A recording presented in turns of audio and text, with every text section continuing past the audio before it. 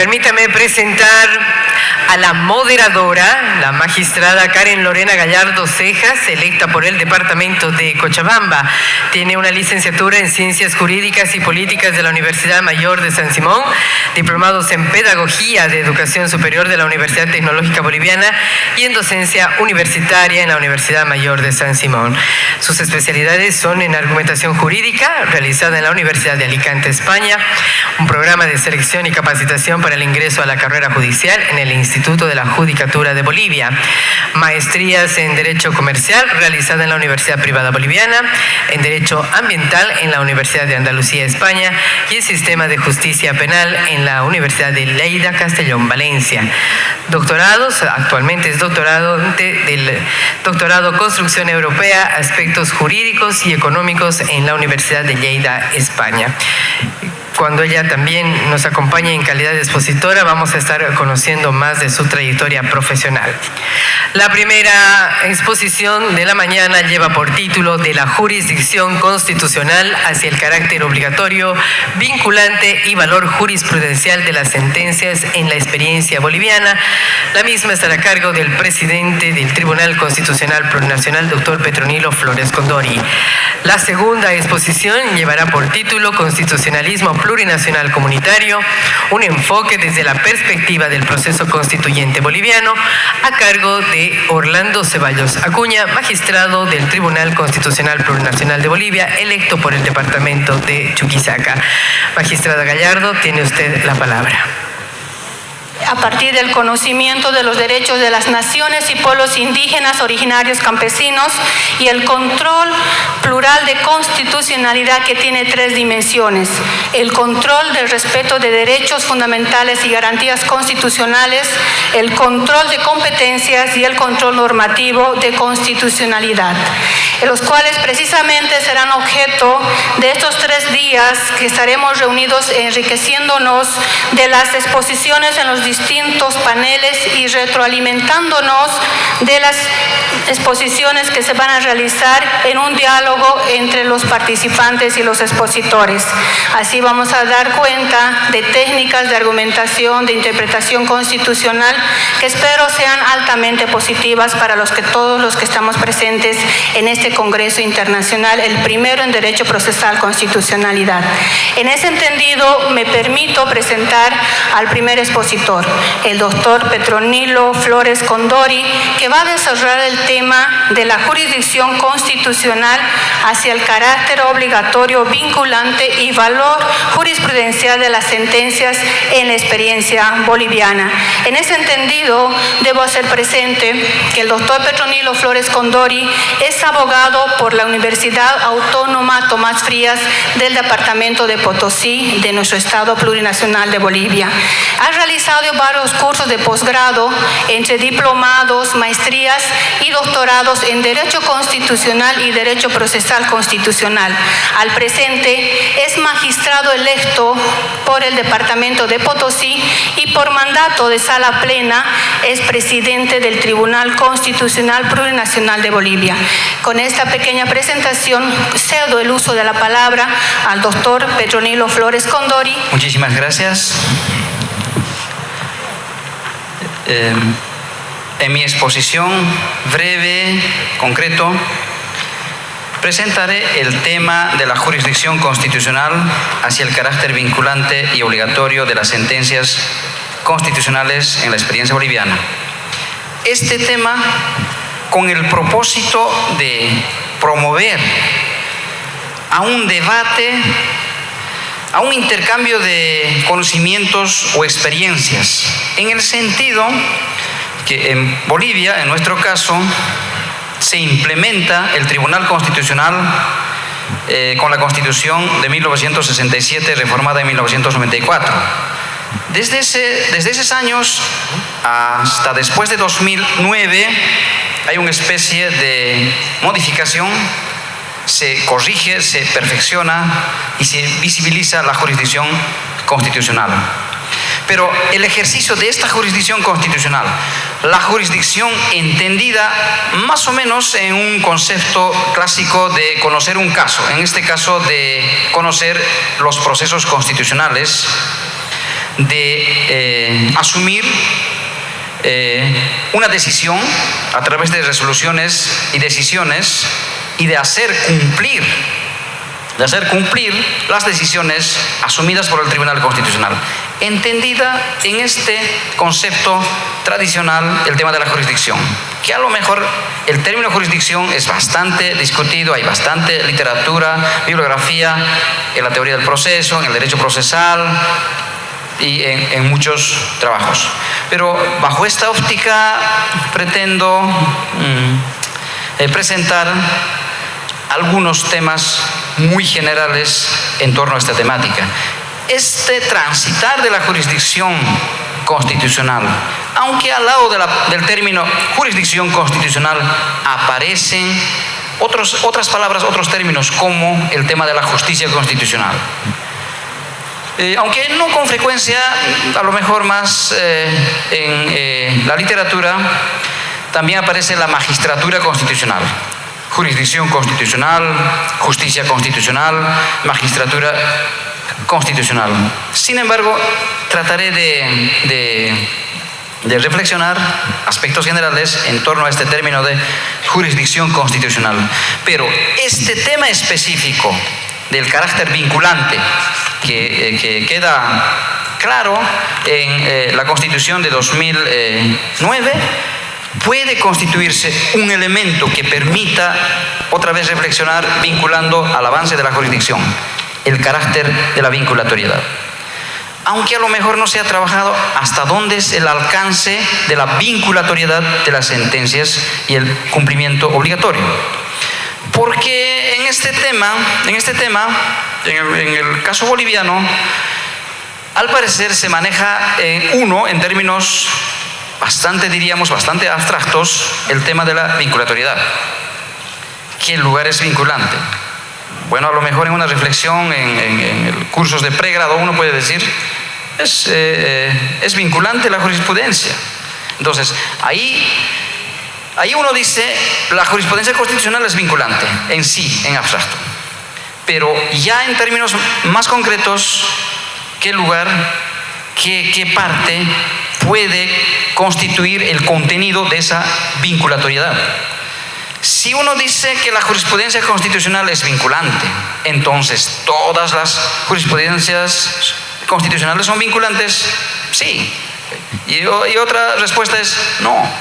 Hay que ir buscando la relevancia, el contenido. Entonces ahí los que clasifican los tipos de jurisprudencia van a decir no. Primero vayamos a clasificar sentencias fundantes, las modulatorias, las que siguen, etc. Y el cumplimiento obligatorio. Desde mi punto de vista, este tema, no en los últimos tiempos, sino en el avance de la jurisdicción constitucional, presentan algunos problemas. Para unos, a lo mejor, algunos problemas bastante generales, para otros, unos problemas de mayor trascendencia. Por ejemplo, algunas sentencias no siempre se cumplen. Y a raíz de eso se generan, en el caso boliviano, otros trámites, como la queja de sobrecumplimiento o de incumplimiento. Aunque aquí se van introduciendo otros términos, el recurso de queja. Recurso de queja en sí, como esto, en sus términos, nos darían a una especie de otros trámites. Entonces, si el recurso de queja, así contextualizado como una figura jurídica, si llega al Tribunal Constitucional, en la experiencia de la litigación, nos va a indicar se debe reencauzar este trámite, porque ustedes están interponiendo un recurso de queja. No es recurso de queja, sino es una queja de cumplimiento e incumplimiento. No sé si en términos de teoría del derecho esto nos lleva a unas cuestiones de formalismo jurídico. Aquí será interesante siempre conversar con nuestro profesor García Antonio Amado, el tema de las concepciones del derecho. Las concepciones del derecho que nos van a llevar a revisar el positivismo jurídico, nos van a llevar a revisar el formalismo, la relación del positivismo con el formalismo, la existencia, la incidencia de estas concepciones. Entonces, esto es el tema que pretendo más o menos aludir en mi intervención de estos minutos. En el tema de las consideraciones generales, nada más quiero aludir a dos temas previos: el tema del constitucionalismo y el constitucionalismo boliviano. La pregunta aquí es, ¿qué vamos a entender por constitucionalismo? Por ejemplo, el español Ignacio de Otto más o menos trabaja en el sentido de que son corrientes o posiciones ideológicas en torno a la Constitución. Pero a partir de ahí se separa la Constitución ya bajo una concepción normativa. Pero previo, por ejemplo, en el caso boliviano, hemos discutido bastante sobre este aspecto. Pero no tanto desde la academia contribuyendo al contenido del constitucionalismo. Aunque esto también en la literatura lleva a unas confusiones. Por ejemplo, este profesor Sánchez Prieto va hablando de constitucionalismo de derechos, constitucionalismo, unos pueden hablar de constitucionalismo de principios, que pueden aparecer libros a título de constitucionalismo. Sin embargo, yo trato de separar el constitucionalismo vinculando a posiciones, a corrientes de pensamientos, entornos, a la estructura, contenido de la Constitución. Personalmente pretendo separar. Pero para que no se confundan todo con constitucionalismos, sino si aparecen algunos libros a título de constitucionalismo comunitario, habría que trabajar en este sentido, no vinculando a la jurisprudencia, al contenido, a la interpretación, a la argumentación, desde mi punto de vista. Pero sin embargo, ese constitucionalismo, en cuanto a su término, data de dos hitos. Eso es bien conocido ya en los cursos de pregrado de todos quienes hemos logrado ese cartoncito de abogado, que viene de los hitos de la Revolución Francesa de 1789 y de la Revolución Norteamericana. Uno, la existencia de una constitución escrita. Existen hoy día esa constitución escrita, a lo mejor en teoría, a diferencia de anglosajona. Ahí nos permiten debatir la constitución rígida o flexible. En el caso boliviano ya estamos más claros que es rígido. Que es rígido, pero que esa constitución emana de la soberanía popular, del pueblo, de los diferentes actores, como una norma suprema que establece derechos fundamentales y la organización del Estado. Básicamente esto nos llevaría a arrancar la experiencia de estos dos hitos. Es decir, esa experiencia viene de la Revolución Francesa y de la norteamericana. Por ejemplo, otro tema, el sistema de gobierno presidencialista o parlamentarista. Otro, el principio de supremacía constitucional del que emerge el control de constitucionalidad. Ejemplificando con estos aspectos, va a quedar establecida en el texto de la Declaración de los Derechos del Hombre y de la Ciudadanía de 1789. Si comparamos ese texto con nuestra Constitución, una constatación es: vamos a encontrar gran parte de estos aspectos en nuestra Constitución. Una primera reflexión, entonces, desde ese punto de vista es: ¿cuáles son los elementos nuevos que configuran el constitucionalismo boliviano? También puede ser el constitucionalismo latinoamericano. Una respuesta puede ser casi ninguna. Y otra respuesta es bastantes elementos. Entonces hablemos de una nuevita, una nueva constitución que sí nos puede permitir llevar una reflexión de aquí, de Bolivia, de América Latina, hacia afuera. Entonces, uno puede trabajar en estos dos aspectos, con determinados detalles. Pero lo que sí no se puede negar es, como los principios de la soberanía popular, sistema de gobierno, principalmente la supremacía constitucional del que emerge el control de constitucionalidad, está plasmados en ese texto que viene de esos dos hitos que hemos citado. Eso no se puede negar. Entonces, desde ese punto de vista, casi la influencia es bastante alta del constitucionalismo de afuera hacia el constitucionalismo de Bolivia. Sin embargo, en el esfuerzo, para muchos, va a haber un esfuerzo de trabajar un nuevo constitucionalismo. Por ejemplo, yo soy partidario de hacer un esfuerzo de trabajar un constitucionalismo desde Bolivia, desde América Latina, para no repetir, para no traer otras palabras lo que decimos, para no ahondar en cosas de la recolonización, colonización o neocolonización. Por ejemplo, el tema del neoconstitucionalismo. ¿Qué es neoconstitucionalismo? Estas últimas semanas, revisando mis libros, encontré estos dos libros, ¿no?, que me encantan revisar cada vez. El tema de Carl Schmitt y Hans Kelsen, la polémica Schmitt-Kelsen sobre la justicia constitucional, el defensor de la Constitución versus quién debe ser el defensor de la Constitución. Y el otro del autor Jorge Alexander Portocarrero Quispe. Me gusta bastante este trabajo, no es porque sea Quispe, sino aquí este autor peruano trabaja el tema de la ponderación y la autoridad en el derecho. Trabaja bajo la tutoría de Roel Alexi, ¿no?, en la Universidad de Kiel. Ahora anda por ahí, por Europa, dando vueltas, conversando por ahí. Entonces, para no repetir, por ejemplo, el tema del neoconstitucionalismo, ¿qué es el neoconstitucionalismo? Aquí Jorge Alexander dice que el neoconstitucionalismo es un fantoche. Seguramente si estuviera presente el profesor Juan Manuel Atienza, también hubiera ido por ahí. El constitucionalismo, ¿qué es el neoconstitucionalismo? El neoconstitucionalismo es un pantapájaro. No es teoría, no es nada que aparece por ahí en la escuela genovesa y desde ahí llega aquí a América Latina y nosotros nos enredamos las cabezas. Hasta uno dice que yo soy el neoconstitucionalismo, pero a lo mejor sin saber, sin conocer exactamente qué es ese de neoconstitucionalismo, como un hombre de paja. Entonces, bueno, vamos a conversar con ese hombre de paja como neoconstitucionalismo.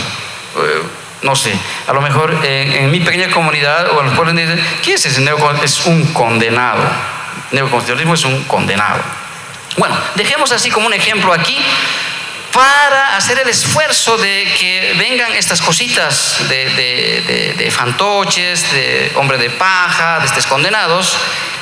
Hagamos el esfuerzo de trabajar en los elementos configurativos del constitucionalismo desde Bolivia, desde América Latina. Aquí voy a puntualizar algunos que pueden permitir, que nos pueden impulsar a trabajar el constitucionalismo desde Bolivia. Uno, en el tema del constitucionalismo, revisando las constituciones del mundo, presenta una novedad del artículo 8, referido a los principios y valores. Se han constitucionalizado como los principios Amasúa, Amayuya, Amaquella, no seas flojo, no seas mentiroso, no seas ladrón, Sumacamaña, vivir bien, ñandereco, vida armoniosa. Estos principios vigentes en los pueblos indígenas. También como valores.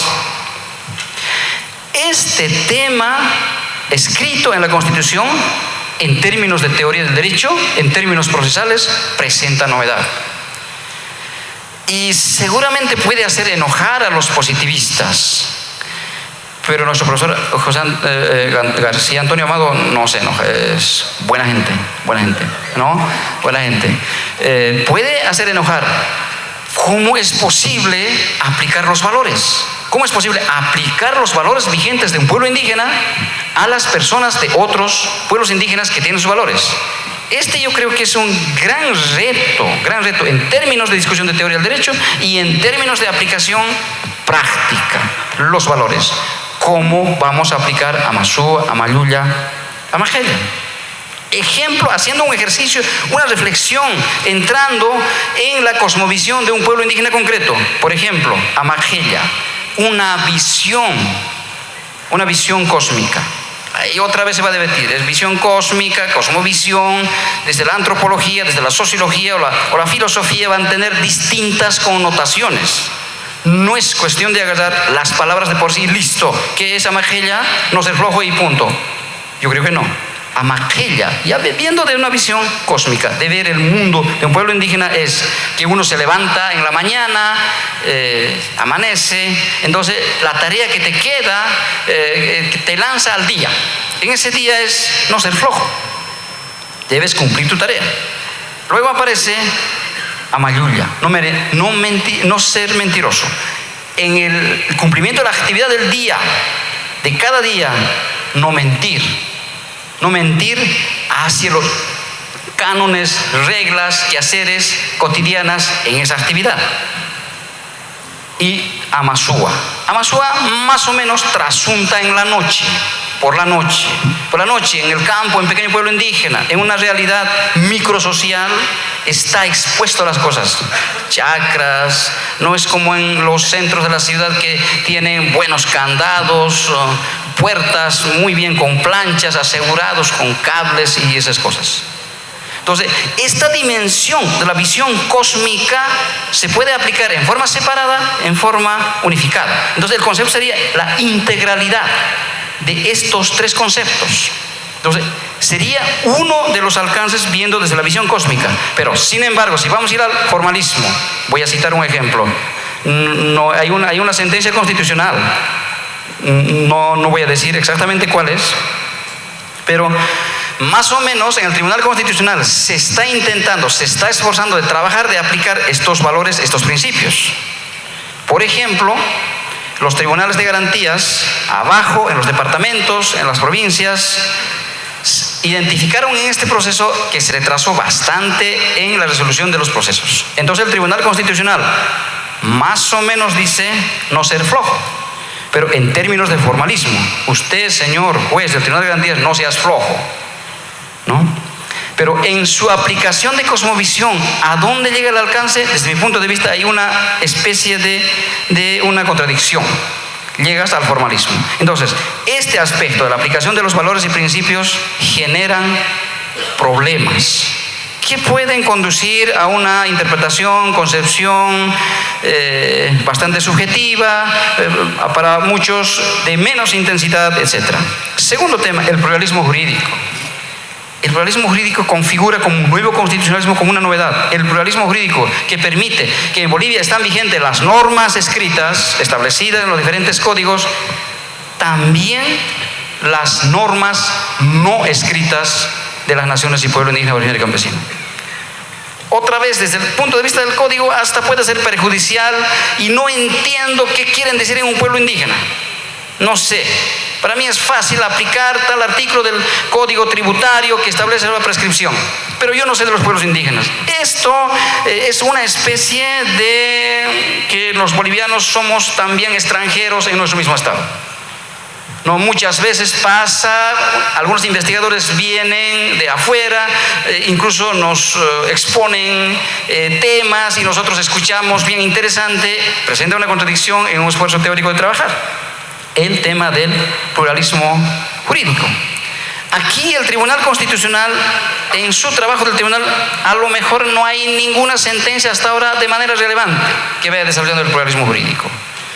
Distinto, el pluralismo jurídico muchas veces se trata solamente como fenómeno, a lo mejor hay que trabajar como principio constitucional, pero ¿cuál es el contenido? Otra vez, ¿cuál es el alcance de este pluralismo jurídico? Entonces, en este pluralismo jurídico, ahí bastante han contribuido en América Latina y al mundo, diría yo, la Corte Constitucional de Colombia. Hay un principio que podemos reinterpretarlos como la maximización al interior de los pueblos indígenas, la maximización del ejercicio de los derechos y la minimización del control de afuera. De lo contrario, vamos a ir generando palabras, palabritas, términos. Ejemplo, interpretación intercultural. ¿Qué es interpretación intercultural? A lo mejor uno puede decir es amigo del neoconstitucionalismo, otro fantoche, que no dice nada, ¿no? De crear palabras. Porque en sí, si es que se trabaja por la interpretación de la interculturalidad, hay que encontrar todavía su estructura, sus herramientas, su claridad, así como nos presenta Konrad Hesse en los distintos principios de interpretación constitucional que son posibles. Ahí, por ejemplo, un otro ejemplo, en el Tribunal Constitucional nos hemos acostumbrado, ya estoy sobre rojo, el tema de interpretación desde y conforme. A lo mejor si estaría presente aquí con Rangel se enojaría. Esa interpretación conforme a la Constitución, no es de cualquier lado, no es a partir de, es conforme con la Constitución. Ejemplo, estas cosas. Entonces, parecido a estas cosas pueden generar al interior de los pueblos indígenas. Bueno, voy a ir rápido. Si no, me puede encontrar ese de fantoche. La jurisdicción constitucional en Bolivia, de manera bien concreta. Dejemos este debate. Carl Schmitt y Hans Kelsen, al parecer, ha triunfado Kelsen. Si revisamos el internet, hoy día vamos a ver muchos tribunales constitucionales en el mundo. Personalmente no conocía de Asia. Hay bastantes tribunales constitucionales, Kirguistán, Kazajistán, Pakistán, ahí van creciendo desde hace 10 años, 5 años, 6 años. Entonces, está creciendo la jurisdicción constitucional. En el caso boliviano, actualmente es, así lo manda el constituyente, adquiere la autonomía funcional y orgánica separado del sistema judicial. Yo creo que ahí estamos en Bolivia más tranquilos, el Tribunal Constitucional. Un poco ya dejado de debatirse ese de salas, etcétera, etcétera. Muy distinto es la coordinación de trabajo en el sistema judicial, como esta mañana estuvimos sentados aquí los representantes. Una de las funciones uno de los elementos que pueden caracterizar es la función interpretativa del Tribunal Constitucional vinculado a la jurisdicción constitucional. Se aplicará como criterio de interpretación con preferencia la voluntad del constituyente de acuerdo con sus documentos, actas y resoluciones, así como el tenor literal del texto. Esta es una novedad que presenta, que manda. Pero sin embargo, a su vez, interpretando este criterio, esta cláusula de interpretación, no dice únicamente, con preferencia. Ahí surgen otros criterios de interpretación, como la sistemática, la interpretación conforme a la Constitución y otros. Pero la novedad es en su función interpretativa. Debe seguirse con preferencia la voluntad del constituyente. Naturaleza del control de constitucionalidad. Más tarde nos presentará el ministro de Justicia. En el caso boliviano puede caracterizarse como el de concentrado. Aquí hay otro debate, el de concentrado. Avances en el control, ya no vamos a analizar normativa, tutelar. La novedad en el caso vinculado a jurisdicción constitucional es que nuestro código establece muchas figuras, a lo mejor a diferencia de otros estados, muchas figuras. Esto en buenas cuentas lleva a trabajar también bastante harto, a generar carga procesal. Por último, disculpa. Quiero precisar algunos temas muy generales en cuanto a los problemas que se vinculan al carácter de la vinculatoriedad de las sentencias en términos muy generales. Las sentencias constitucionales plurinacionales no son ejecutadas por los jueces y tribunales de garantías, a pesar de las reiteradas solicitudes, aunque al respecto existe la regulación en el Código Procesal. Este es un problema que queremos compartir entre los jueces que hacen de tribunales de garantías. Los jueces ordinarios, en el caso boliviano, más abajo, en los departamentos y provincias, hacen de tribunales de garantías. No siempre se cumplen una sentencia. Entonces, aquí presenta el debate de las sentencias constitucionales de carácter vinculante. A pesar de que se diga, los jueces y tribunales de garantías no se cumplen. Este es un tema. Entonces, esto debe ser clarificado. Esto genera un problema que tiene que ver con el tema de la justicia. La ejecución de las sentencias constitucionales son ejecutadas previa solicitud reiterada. Se requiere especie de un trámite gravoso que hay que solicitar. Cuando se ejecutan las sentencias constitucionales plurinacionales, son ejecutadas fuera de lo determinado en revisión. A lo mejor aquí se requiere que las sentencias constitucionales sean más precisas, tales como la emisión de los mandamientos de desapoderamiento. Tomemos aquí un ejemplo. Un lugar muy grande donde hay intereses legítimos de las partes, de los ciudadanos, sobre lotes. En Bolivia tenemos un problema de avasallamiento, el problema de loteamiento, están creciendo los centros urbanos.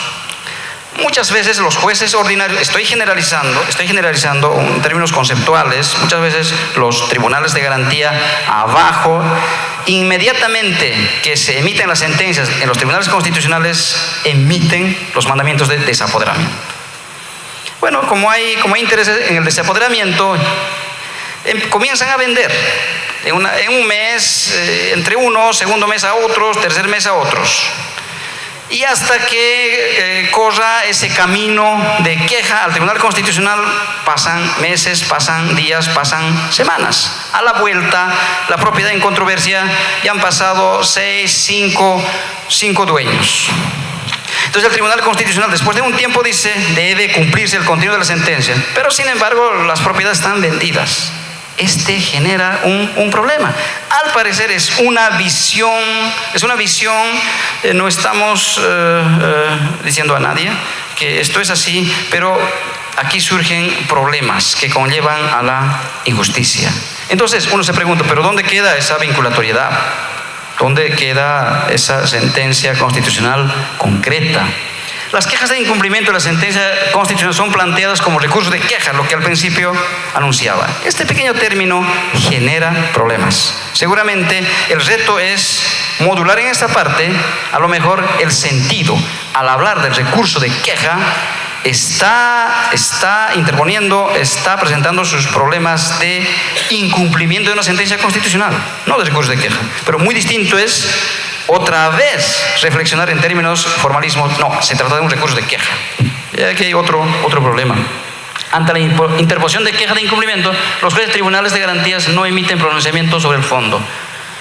De abajo, los tribunales de garantías muchas veces consultan. Y más arriba en el Tribunal Constitucional otra vez se dice no hay consulta, no hay recurso de queja, ¿no? Aquí hay una coordinación problemática. Sería nada más. Entonces hemos tomado ejemplo de las propiedades. Este es un ejemplo de cómo tropiezan a ese avance de carácter vinculante de las sentencias que tienen problemas. Se vuelve un reto para trabajar. Bueno, a partir de este tema yo puedo dejar aquí las cosas, si no estoy complicado, doctora. Muchas gracias.